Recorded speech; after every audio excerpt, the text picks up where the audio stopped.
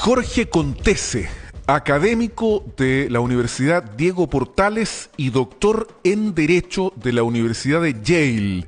Estamos en comunicación internacional vía Zoom con el doctor Contese, que nos imaginamos debe estar en New Haven, en este minuto en Connecticut, donde tiene su sede la Universidad de Yale. ¿Es así, doctor Contese, o estoy equivocado? Buenos días. Hola, No, la buenos verdad días. es que estoy en Santiago, Bah. estoy mucho más cerca de lo que habríamos pensado. Ya, está bien, está bien. Estamos acá siguiendo todo el trámite final de la Convención Constitucional. Claro, lo que pasa es que yo sacaba esa cuenta porque el número de teléfono que nos diste tenía el código de Estados Unidos, ¿ah? Pero seguramente lo llevas para todos lados, funciona igual, ¿ah? Así es, ese es el teléfono que ocupo para mis mensajes de texto. Bueno, pero concentrémonos en lo que realmente importa. Últimamente ha aparecido Jorge Contese con todo el antecedente académico que le otorgan sus credenciales en una serie de videos, a lo menos uno, que es el que más se ha difundido, aclarando algunos aspectos que son, a mi juicio, los cruciales, los que uno podría presumir, no sé si presumir, pero al menos suponer, que son los que más discordia, desacuerdo y en algunos casos hasta encono produce en algunas personas. Estamos hablando de la plurinacionalidad y también de los sistemas de justicia que serían favorables a los pueblos originarios. Lo primero que me gustaría preguntarte, doctor Jorge Contese, es qué te motivó a la realización de estos videos. ¿Por qué los hiciste? ¿Qué es lo que se pregunta a la gente en este caso del rechazo? ¿Por qué Contese aparece hablando de esto? Bueno, yo diría que por dos órdenes de razones. Por una parte, son temas en los que siempre he tenido interés, digámoslo así, académico, intelectual. Hace 10 años publiqué un libro, edité un libro con varios autores y autoras sobre la forma en que se implementaría en Chile el Convenio 169, que entonces era bastante reciente, Claro. y generaba muchas dudas, muchos temores. Y por lo tanto lo que había ahí era una razón, como digo, de orden académico, de poder ofrecer información respecto de qué es exactamente este tratado internacional, cuáles son las implicaciones que tiene para un país como Chile ratificar y suscribirse a estas obligaciones internacionales. Y desde entonces, digamos, siempre he estado vinculado a estos temas porque me parece que tienen que ver desde antes de, digamos, de la campaña Marca tu Voto, el 2013, en la Sí. cual también participé, con cuestiones constitucionales, radicalmente constitucionales. Y el segundo tipo de razones que tú me preguntas, que es muy importante y tiene que ver con algo que tú sugerías en la pregunta, me llama la atención y la verdad es que me preocupa profundamente el nivel de desinformación que estamos viendo y que posiblemente va a aumentar en los 2 meses que vienen ahora. Y por lo tanto, siendo, como tú bien dices, plurinacionalidad, uno de aquellos aspectos que son nuevos en el nuevo texto, en la propuesta de texto constitucional, me parece que es muy importante nuevamente actualizar esas razones y ofrecer razones para que la gente pueda informarse respecto de lo que es, respecto de lo que no es, y por lo tanto, cuando les toque emitir su voto en 2 meses más, lo hagan con toda la información disponible y no, digamos, sujetas a la cantidad de noticias falsas o noticias engañosas que circulan. Estamos hablando con Jorge Contese, académico de la Diego Portales y doctor en Derecho de la Universidad de Yale. Entonces, hablemos de la plurinacionalidad. ¿Qué significa que en la nueva Constitución se establezca que Chile es un Estado plurinacional? ¿Esto divide o no al país? Porque ahí está el meollo, digamos. Hay quienes sostienen que esto va a significar que se establezcan nuevos estados, que haya independencia de los pueblos originarios, que la Araucanía sea independiente, que genere su propio estado. ¿Qué significa esto, Jorge Contese? Claro, nada de eso es cierto. Eso es lo primero que hay que decir. El país no se fracciona. La propuesta de constitución, junto con reconocer el principio de la plurinacionalidad, sobre la cual voy a decir cosas en un segundo, Sí. que es muy importante, es remarcar cómo la constitución, la nueva constitución, la propuesta dice expresamente que el Estado es único e indivisible, no se puede dividir. Y en otra norma bajo el Estado regional se señala expresamente que se prohíbe la secesión territorial. Por lo tanto, Cualquier persona que diga que la plurinacionalidad o que cualquier norma que está en la propuesta lo que hace es fomentar, permitir, autorizar, incentivar a la división, a la fragmentación, está haciendo una lectura, digámoslo por lo bajo, equivocada del texto. ¿Qué es ahora la plurinacionalidad? Un principio, una forma de reconocer la relación entre los pueblos indígenas, los pueblos originarios o las naciones preexistentes al Estado y el Estado chileno. Y este es un fenómeno que existe en muchísimos países. No tiene que ver con que se diga expresamente, como ocurre en dos constituciones, la de Bolivia y la de Ecuador, porque son más recientes, pero en constituciones que son más antiguas, en las cuales, aun cuando no esté el concepto propiamente tal, lo que hay como fenómeno jurídico es exactamente ello, es decir, una forma en que el Estado se relaciona con los pueblos originarios sin que en ningún caso signifique ello fragmentar el país. Piensa tú en estados unitarios como Nueva Zelanda o en estados federales como Canadá o Estados Unidos. Canadá Todos esos países, o Estados Unidos.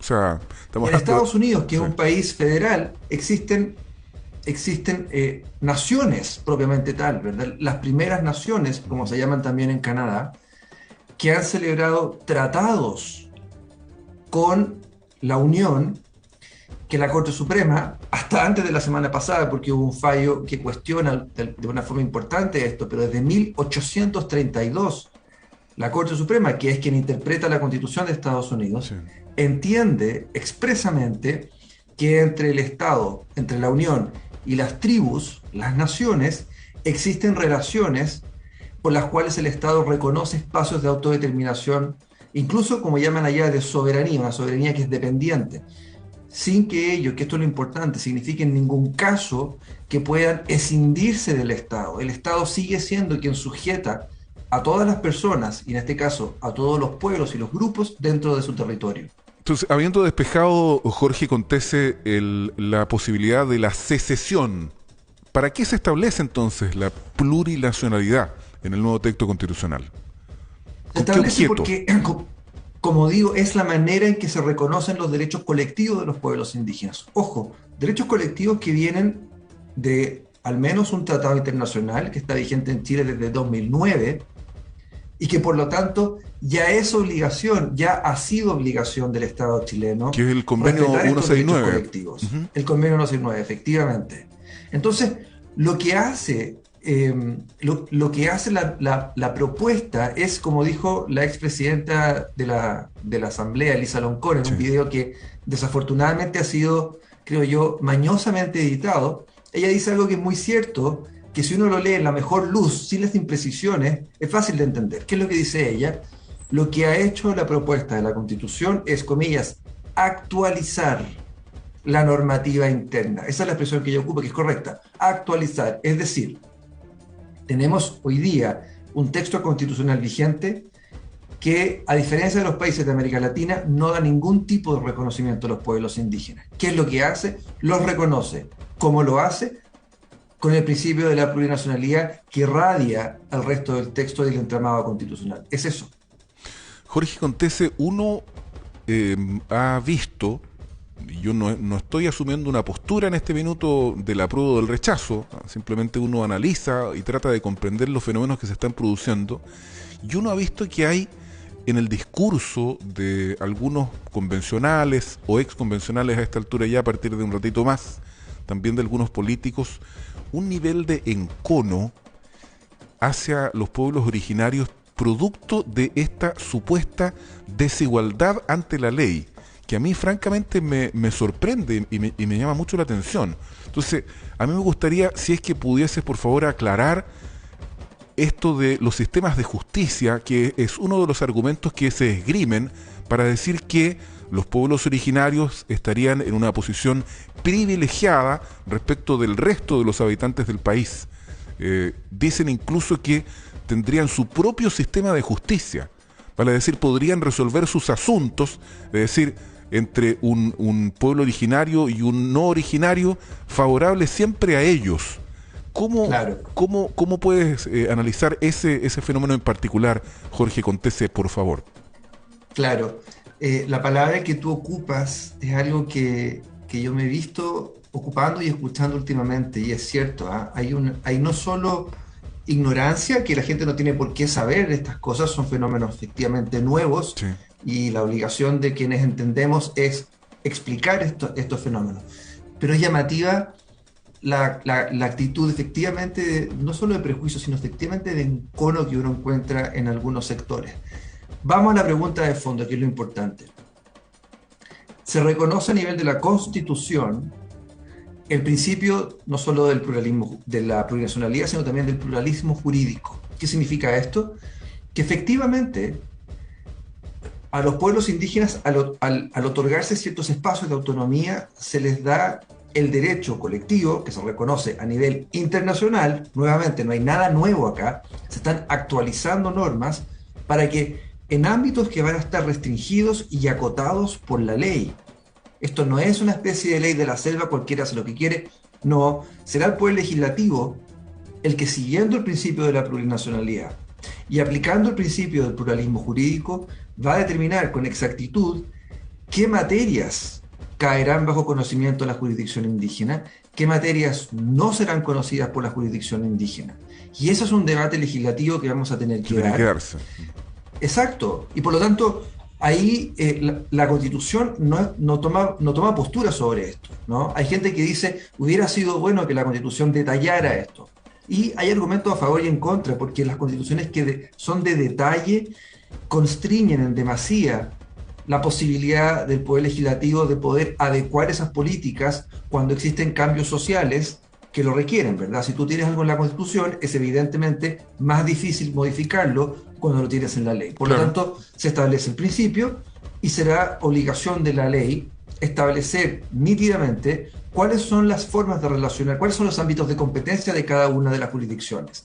¿La jurisdicción indígena va a tener competencia para conocer de ciertos asuntos? Sí. Yo creo, pero esto es una especulación porque no existe todavía en la Constitución, será algo que, de aprobarse el texto, le corresponderá al Poder Legislativo. Creo que ciertas materias, por ejemplo, en cuestiones penales, yo las dejaría fuera, al menos en un inicio, como ocurre en algunos países. En otros, hablábamos recién de Estados Unidos, las casi 400 cortes tribales que existen en ese país sí tienen competencia penal. Pero esa es una decisión que le corresponderá al Poder Legislativo y vamos a tener que tener esa discusión, me parece a mí, en el contexto de esa sede del Congreso. Lo importante, para no quedarme con algo que es súper importante, la Constitución sí establece un principio que acá es clave. Tanto la jurisdicción indígena como la jurisdicción nacional, digámoslo así, pero específicamente en el caso de la jurisdicción indígena, que la gente dice, ¿cómo va a ser esto? ¿Que van a tener ciertos privilegios? No. Lo que hay son reconocimiento de derechos colectivos y la Corte Suprema, por expreso mandato, por expresa disposición de la nueva Constitución, tiene siempre la última palabra. Siempre la Corte Suprema podrá revisar lo que hace la jurisdicción indígena. Con eso se establece claramente que no se rompe el principio de igualdad ante la ley. No es que los indígenas van a tener más derechos que los chilenos, que los no indígenas, ¿verdad? Que quienes no pertenecemos a un pueblo indígena, porque eso evidentemente rompería con el principio de igualdad ante la ley. Pero al establecer esta norma de cierre, en virtud de la cual la Corte Suprema tiene siempre la última palabra para revisar lo que haga la jurisdicción indígena, se refuerza el principio de igualdad ante la ley. Estamos hablando con Jorge Contese, ya en la parte final de nuestra conversación, académico de la Universidad Diego Portales y doctor en Derecho de la Universidad de Yale. Hoy día en la mañana, antes de comenzar el programa, leí un artículo, no voy a citar al medio para qué, en donde se hacía un análisis de algunos personeros de la centroizquierda que estaban cruzando el Rubicón, decían, porque van a llamar a votar rechazo. Está muy bien, están en su derecho. Ahora, el punto es que en este texto yo creo que haber leído por lo menos unas 3 o 4 veces una afirmación que era del medio, que decía, este es un mal texto, y que se le atribuía esta condición a alguna de las personas que ellos estaban citando. En cuanto académico, ¿cómo calificas tú la propuesta, Jorge Contese, de nuevo texto constitucional? ¿Un buen texto constitucional? ¿Un mal texto constitucional? ¿Algo perfectible? ¿Cómo lo calificarías para terminar? No existe ninguna constitución en el mundo que no pueda perfeccionarse. Eso tiene que plantearse desde ya. No hay ninguna en el mundo. Algunas mucho más que otras. Hablábamos recién de Estados Unidos, yo soy profesor en Estados Unidos, y la crisis constitucional que existe en ese país es profunda.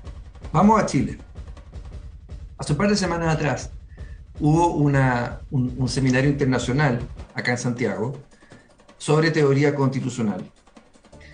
Especialistas de toda América Latina, especialistas también de Estados Unidos, y uno de los temas centrales de esa discusión efectivamente fue el proceso constituyente chileno y la propuesta de nueva constitución. No hubo nadie que no se mostrara admirado, no solo por el proceso, hay que decirlo y yo creo que no lo decimos lo suficiente, ¿eh? Un proceso que tenía la posibilidad de reclamaciones ante la Corte Suprema cuando se vulneraran normas procedimentales. No hubo ninguna reclamación que siquiera se presentara ante la Corte Suprema. Y no es poca cosa, como hacían ver estos especialistas, que de una crisis social profunda como la que vivimos hace 3 años, canalizáramos esto por vías institucionales, nos dotáramos de un proceso que habilitó la redacción de un nuevo texto constitucional y ahora sí vamos al resultado. Un texto que si uno ahora, como lo podemos hacer, analizar en su mérito, ¿verdad? Y no las vicisitudes de la convención y las extravagancias de algunas personas, sino el texto, lo que hace es, a mi juicio, avanzar significativamente, no solo en las credenciales democráticas que debe tener una constitución, sino en la posibilidad de fundar una práctica constitucional que sea virtuosa. ¿Qué quiere decir esto? Es un texto que se hace cargo de los problemas y del descontento social, estableciendo un catálogo robusto de derechos que son garantizados a nivel de la Constitución, que establece el principio de la supremacía de la ley, que establece un sistema político que la verdad no cambia mucho respecto de lo que tenemos hoy día, y hay gente, yo me incluyo entre ellos, que hubiésemos querido modificaciones mucho más significativas al sistema político, pero es una asamblea, negocian y llegan a ciertos acuerdos, y que en su conjunto entonces permite, en mi opinión, avanzar, como digo, significativamente en lo que es la profundización democrática de un país como Chile. Desde ese punto de vista, que creo yo es el que debe analizarse el mérito o el desmérito de una propuesta constitucional, este es, sin lugar a dudas, un paso hacia adelante en el sentido de cómo se inserta Chile y cómo va a ser mirado, creo yo, de aprobarse el texto de nueva constitución, como un referente a nivel del constitucionalismo global. De eso no tengo ninguna duda. Te agradecemos mucho la entrevista, la conversación que hemos tenido esta mañana a Jorge Contese, académico de la Diego Portales y doctor en Derecho de la Universidad de Yale. Sabemos que tienes otro compromiso ahora, así que te dejamos liberado para que continúes con tus actividades.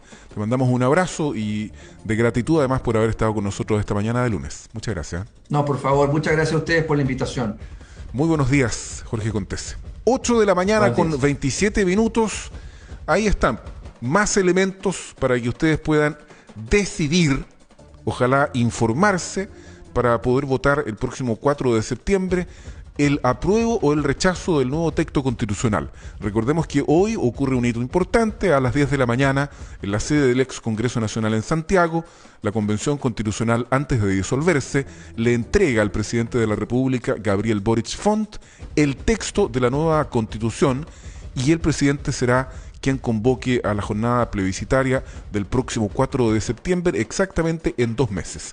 8 de la mañana con 28 minutos, hora en punto, en buena